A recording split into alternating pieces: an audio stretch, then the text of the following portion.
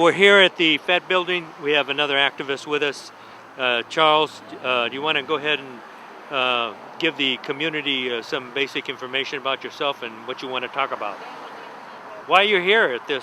Why am I here? Yeah. Well, I'm here because this is an extremely important issue for me, and I think it should be an important issue for the rest of the community. My personal background, I grew up raised as a Jew in America, and I think as an American and as a Jew, but even just as an American, even if you're not Jewish, it's extremely important for you to educate yourself about what's going on in your name in the Middle East. In this last year, I've spent 6 months in Israel and the Palestinian territories, and I've been exposed to the policies of occupation and apartheid, and it's absolutely unforgivable what's happening there. This is the anniversary of the Gaza massacre, or Operation Cast Lead, if you take the public PR spin that's coming out of what you see on your TV, but it was a massacre then, and the way that the policies of Israel are continuing, there's no doubt that there'll be another massacre in our near future. So unless you take your initiative as a citizen, as a human, as an American, to stand up and educate yourself about what's happening in your name with your tax dollars, you're just going to continue to be a sheep among the wolves. Now, Charles, can you tell us what was your experience being in Palestine? It's difficult to sum up my experience in a few words, but I think Palestine is epitomized in my mind as the highest highs and the lowest lows, because it's some of the kindest and most amazing people you ever meet in the entire world. And I've traveled, even as a young person, I've traveled in a lot of countries in the world. And they're some of the most open, kind people that invite you into their homes and into their lives. And on the same note, you're witnessing their people that have hope, even though they're just being smashed down again and again by the fourth largest army in the world, which is the Israeli army. And if you never lived in a place that's being occupied, there's nothing like the feeling of being in a place where you never know if soldiers are going to knock your door down in the middle of the night and take your 10-year-old son and imprison him in some prison. You have no idea where it is. You have no idea why he's in prison. And he comes back 6 months later. I mean, there's nothing to explain that kind of feeling. So, I mean, I think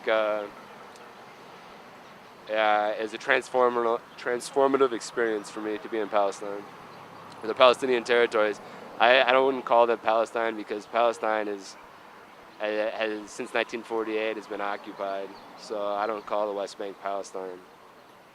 Well, there's not much left of the original historic Palestine.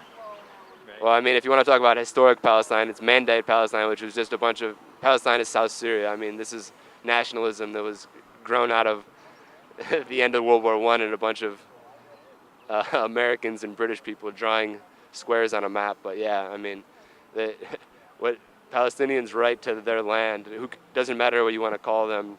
Let's just call them people that lived on a place for a long time, and other people came and kicked them out and murdered them, and that's all we have to call them. You can take any name away from them or that's just what it boils down to. I mean, I use the analogy, it's like, imagine you came home one day and someone is living in your house. Someone moved in while you were at work during the day, and you say, "What are you doing in my house?" They say, "Well, no, calm down, relax. We're going to leave you, we left you the back bedroom. You can live in the back bedroom, but we're going to live here. Now, we live here now, this is our house." And then when you stand up and even non-violently resist the fact that someone's moved into your house, stole your land, then you're the aggressor suddenly. So, I mean, to continue the policy of settlements, which are happening as we speak, every weekend there's new outposts being put up on hills. I've witnessed the settler violence. The settlers are more armed than the soldiers are. I've witnessed the settlers burning olive trees, polluting wells, terrorizing people, shining bright lights, playing music, just to drive people out of land so that they can take that land. I mean, if you continue to do that, and either with your policies or with your words or with both, continue to do that, and then on the other hand saying that you don't have a partner for peace, then it's a ridiculous argument. You're not a partner for peace. You can't no viable Palestinian leader could ever and should never go to a negotiating table while their land is still being taken as they speak. Do you, in fact, actually believe that Israel wants peace? I mean, I think you can't speak of Israel in that ubiquitous term. I mean, the Israelis, I think, in their hearts want peace.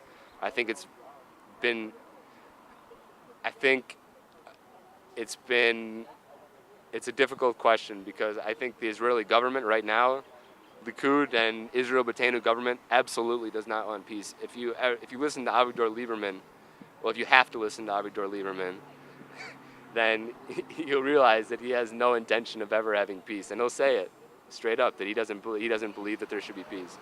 And Netanyahu has already stated that the settlements will continue on the West Bank. I don't agree with Netanyahu. The thing about Netanyahu is I do think he follows through with what he says. Not that what he does or what he says is good, but I do think that I mean that the conservative government. I mean, that said, I mean the conservative governments that we've been electing in America have been doing a lot of terrible things too. So I mean, from the Western sense, I think you could ask the same question. If you ask do Israelis want peace, you could say do Americans want peace. I don't think you could answer that with a yes or a no either. But as far as the settlements concerned, Netanyahu is going forward with as many settlements as he can put up. Yeah, I mean Clinton, in ridiculous comments, have commended him for some minor concessions that he's not gonna. He doesn't consider East Jerusalem anything that happens in East Jerusalem a part of settlements. He's allowing for natural growth, but he's going to stop building new settlements, I believe, in the West Bank. That was what I had heard last. But, I mean, as much as people, I think, the supposed left in America loves Bill Clinton, I mean, I think Oslo was a mess as well. I mean, Oslo was ridiculous concessions by the Palestinians, and Oslo's being still enacted. I mean, if you look at like the fact that in all the area, I mean, Oslo's a little bit complicated, but they divided up all the land in the West Bank. They divided the majority of land became Area C land, which basically means that a Palestinian can't build anything on this land, their own land, and so there's no room for any growth. So like you speak about natural growth in a settlement. Well, how about the fact that you have cities that can't grow beyond their bounds in the West Bank? And if you build a house on your grandfather's land that's even still being claimed as your grandfather's land and your land, which is one of the, not many places are still being even claimed as being your land, then they're going to knock it down. And they've knocked down over 25,000. There's been over 25,000 housing demolitions. East Jerusalem is a complete mess. I was in Sheikh Jarrah when there was an eviction in August, throwing women and children and their possessions of the house they lived in since 1948 when they were kicked out of their house in what's now Israel, and they were put into East Jerusalem, and now they're being kicked out of their house in East Jerusalem they've been living in since 48. If you go there, I mean, I went there because I wanted to see, and if you go there, you'll see. It's clear as day. I mean, anyone with a human conscience can see and has to stand up. That's the reason that I had to stay and stand up.